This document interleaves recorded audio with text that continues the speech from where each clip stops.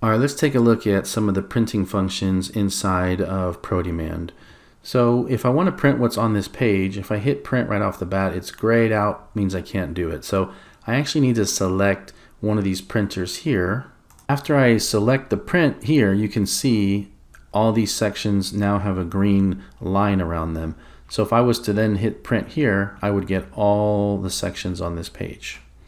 So if I don't want to do that, then instead of selecting this first printer here, I would come down here and choose the specific section with the printer that I'm looking for.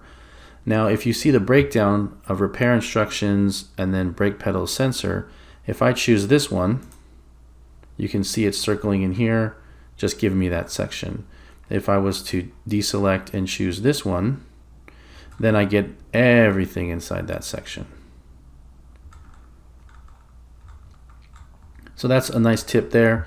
Also, if I choose print now, you can see that it's going to then just print the section I'm looking for.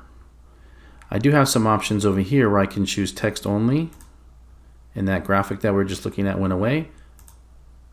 Or I can choose graphics only, and it's just going to print the graphics that are on that page. And then I would hit print. So it's not a very complicated thing once you get used to it. But again, if I was, instead of trying to print out this whole section here, I could just scroll through and then go to the exact section that I wanted to print out, say removal procedure, and select there, and then get that spot. So those are your print tips in the ProDemand.